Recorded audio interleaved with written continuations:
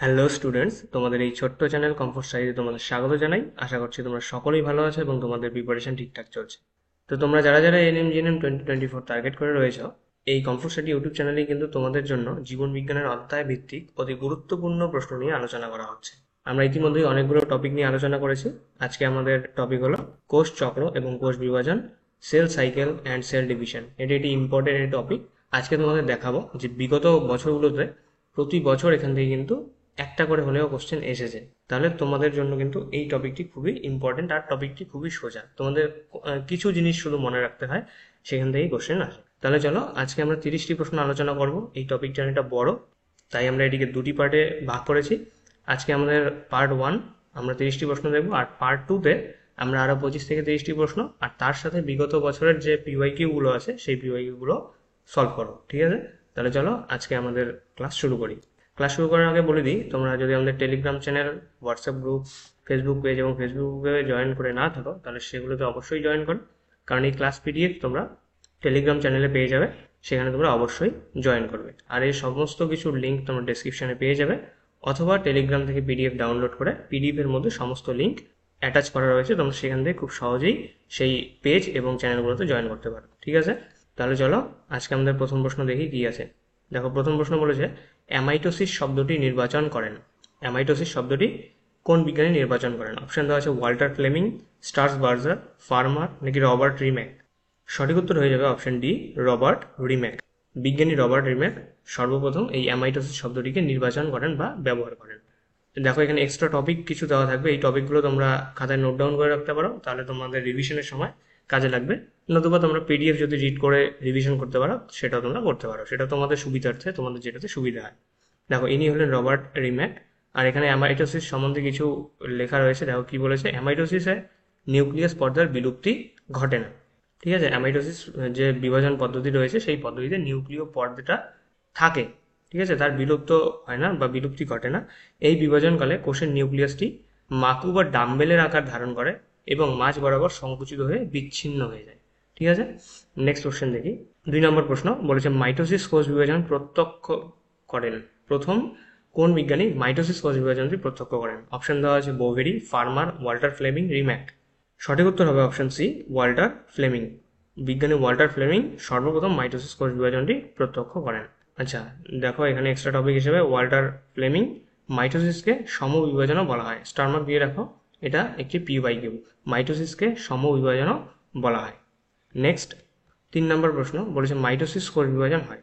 Mitosis কোষ বিভাজন কোন কোষে হবে? জননমাতৃ কোষে, ডিম্বাণুতে, দেহকোষে নাকি শুক্রাণুতে? দেখো, ডিম্বাণু এন, শুক্রাণু এন, আর দেহকোষ হলো 2n। ঠিক আছে? এখানে সঠিক উত্তর হয়ে যাবে অপশন সি, দেহকোষ। দেহকোষে মাইটোসিস হয়ে থাকে। যে সমস্ত কোষগুলো ডিপ্লয়েড হয় সাধারণত, সেই সমস্ত কোষেই মাইটোসিস কোষ বিভাজনটি হয়ে থাকে। আচ্ছা, এক্সট্রা টপিকে রয়েছে এখানে দেখো, কোষ বিভাজনের বিভিন্ন ধাপ। কোষ বিভাজন বিভিন্ন ধাপে ধাপে সংগঠিত হয়। সেই ধাপগুলো হলো G1 face, S face, G2 face, তারপর হলো M ফেস, যাকে মাইটোটিক ফেস বলা হয়। তাহলে এখানে এক্সট্রা দেখো আরো কি লেখা আছে, G1 দশার যে বিন্দুতে কোষ চক্র বন্ধ হয়ে যায় সেই বিন্দুটিকে আর বিন্দু অথবা চেক বিন্দু বলা হয়। ইম্পর্টেন্ট, এটা মনে রাখবে যে G1 দশার যে বিন্দুতে কোষ চক্র বন্ধ হয়ে যাবে সেই বিন্দুটিকে আমরা আর বিন্দু অথবা চেক বিন্দু বলে থাকি। নেক্সট 4 নম্বর প্রশ্ন বলেছে মাইটোসিস কোষ বিভাজন চলাকালীন যে দশায় নিউক্লিয়াসের পুনর্বিভাগ ঘটে।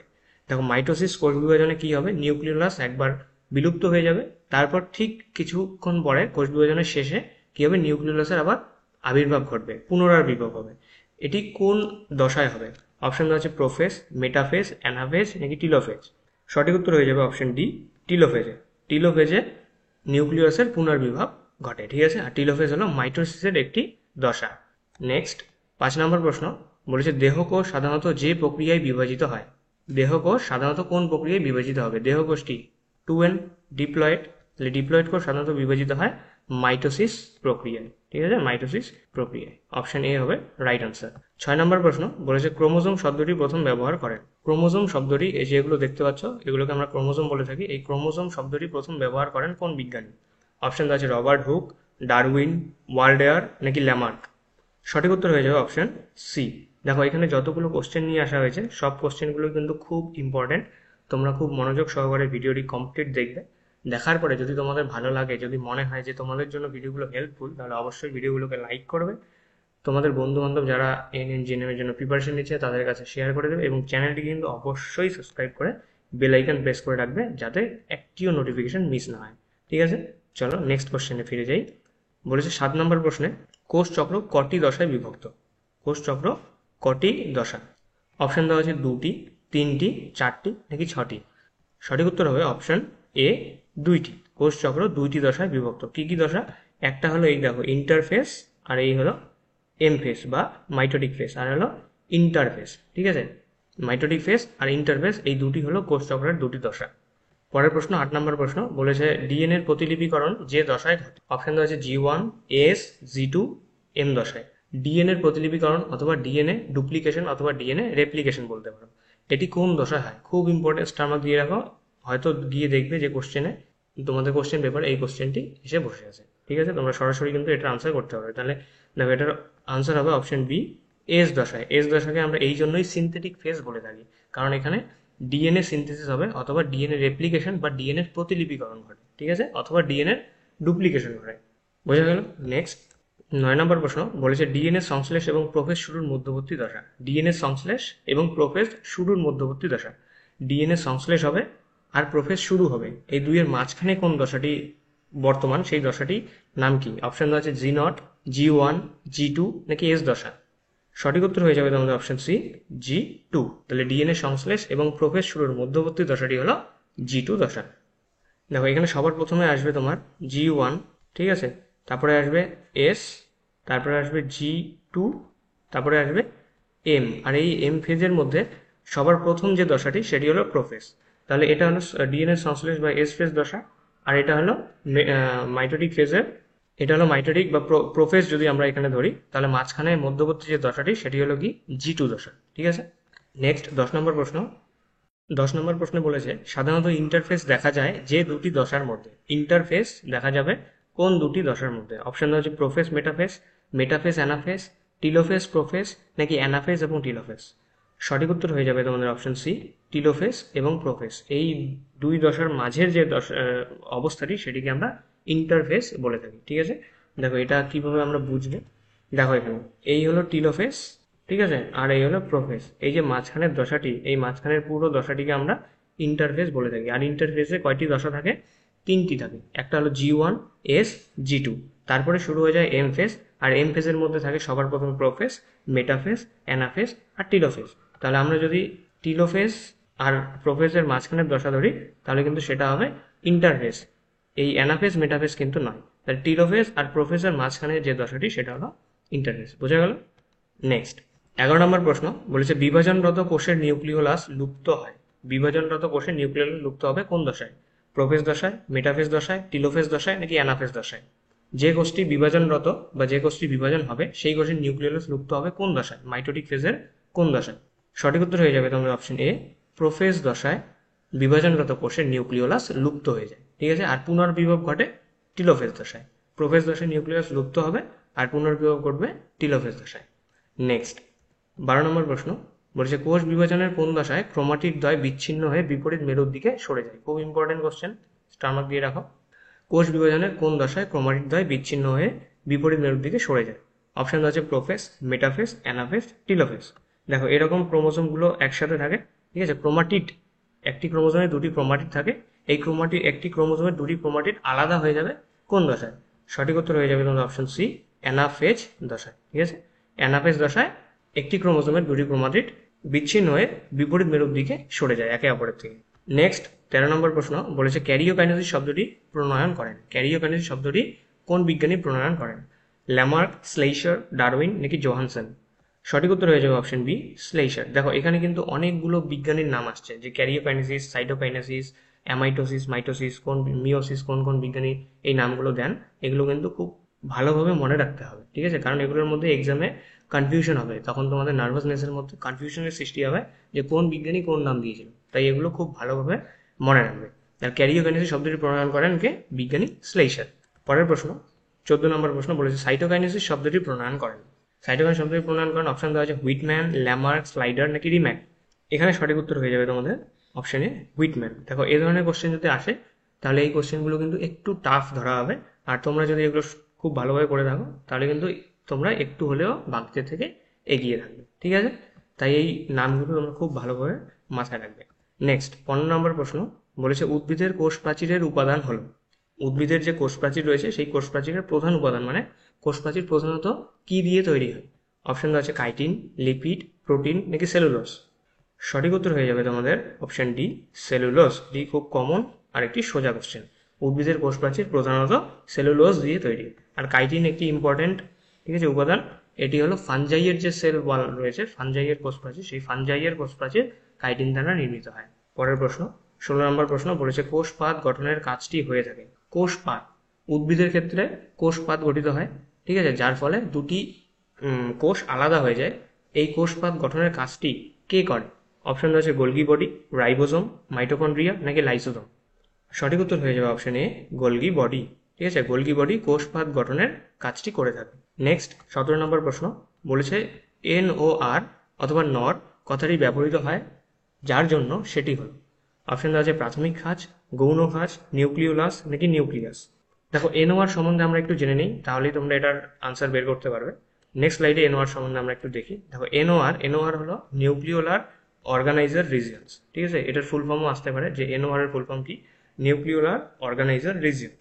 নিউক্লিওলাস সংগঠক অঞ্চলগুলি বা NORs, ঠিক আছে, হলো ক্রোমোজোমাল অঞ্চলগুলি নিউক্লিয়াসের গঠনের জন্য অত্যন্ত গুরুত্বপূর্ণ। তাহলে নিউক্লিওলাস সংগঠক অঞ্চলগুলি, ঠিক আছে, নিউক্লিওলাস গঠনের জন্য খুব ইম্পর্টেন্ট বা অত্যন্ত গুরুত্বপূর্ণ।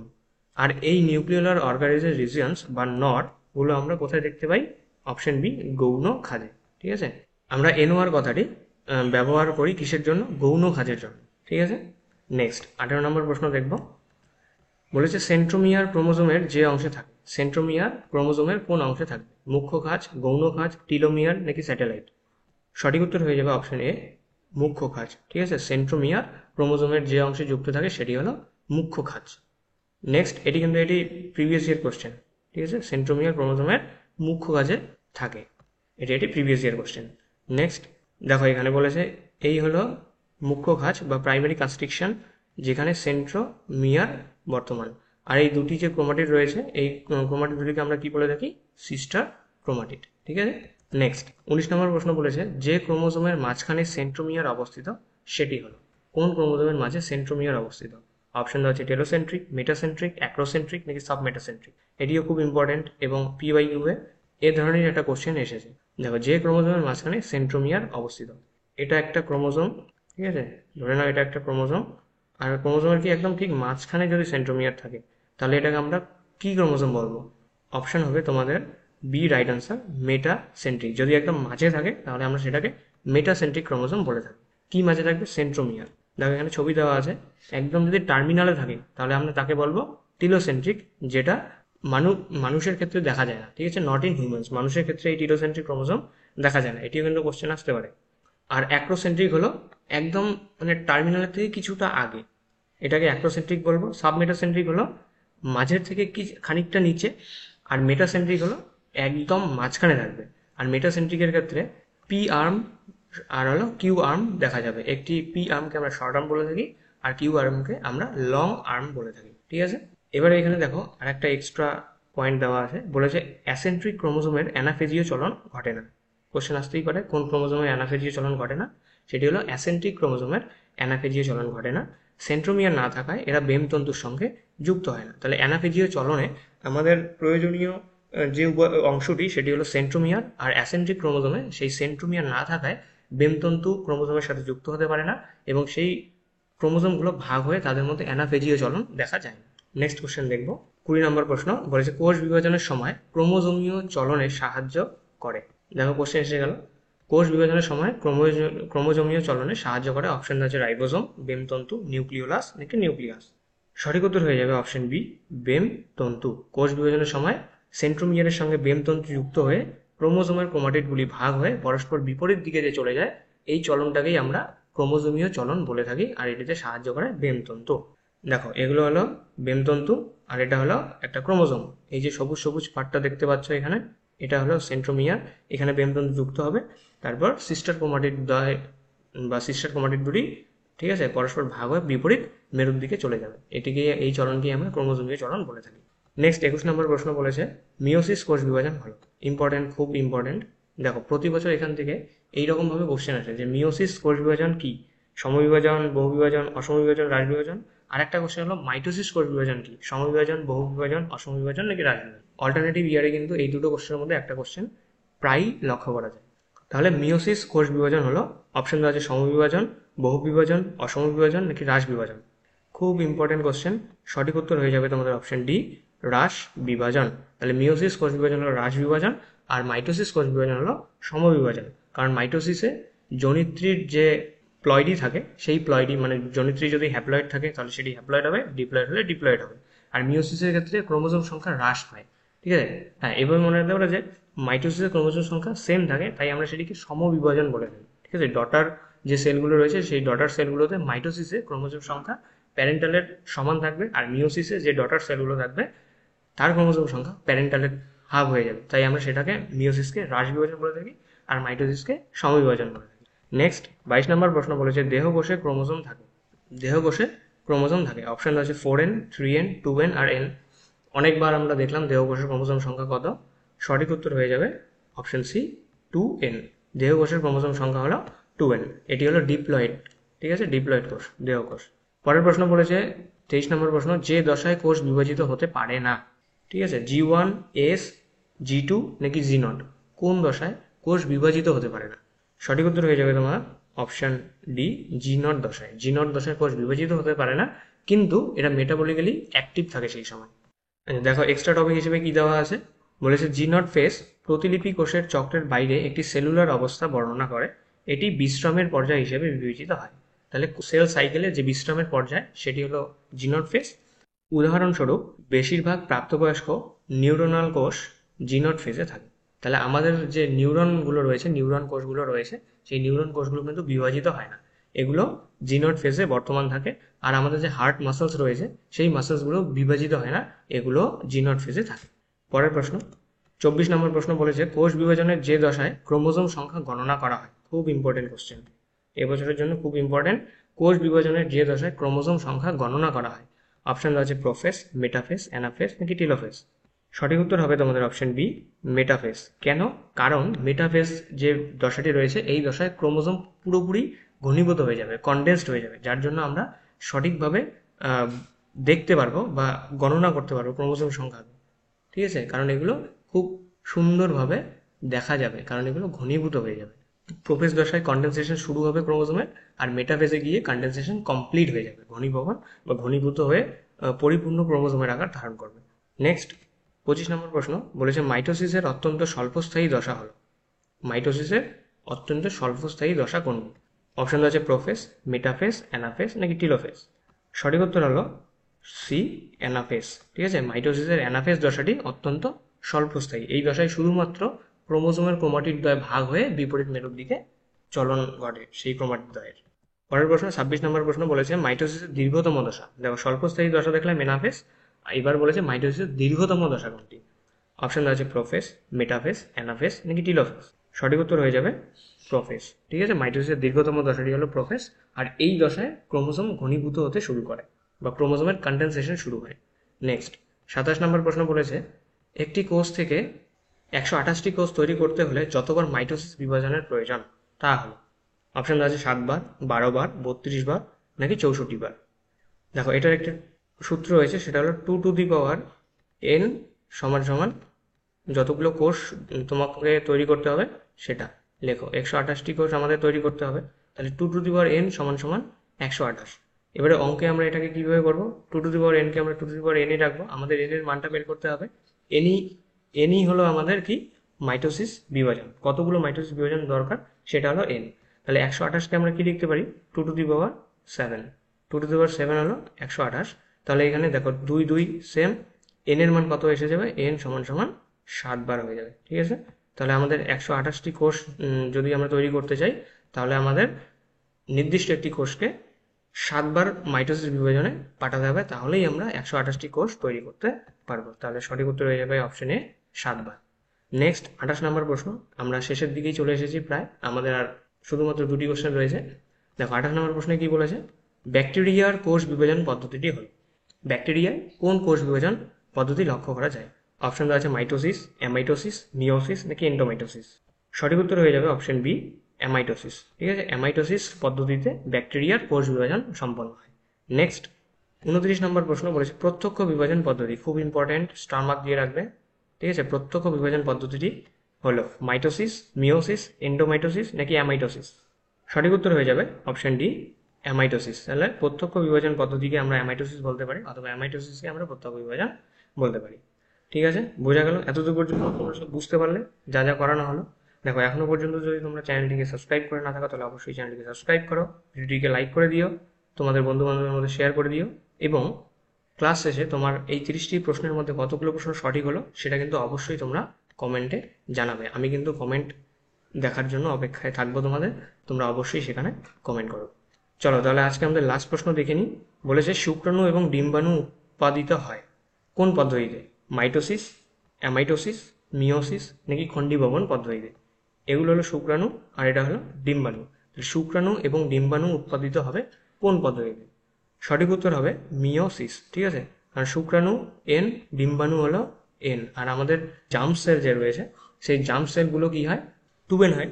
জার্ম সেলগুলোর মধ্যে মিওসিস ঘটবে, তাহলে টুবেন থেকে এই যে শুক্রাণু এবং ডিম্বাণু উৎপন্ন হবে সেগুলোতে ক্রোমোজোম সংখ্যা অর্ধেক হয়ে যাবে, এন এন হয়ে যাবে। তাহলে শুক্রাণু এবং ডিম্বাণু এই দুই হলো হ্যাপ্লয়েড, আর জার্ম সেল যে রয়েছে সেটি হলো ডিপ্লয়েড। তাহলে জার্ম সেলের মধ্যে মিওসিস ঘটার ফলেই শুক্রাণু এবং ডিম্বাণু উৎপাদিত হবে।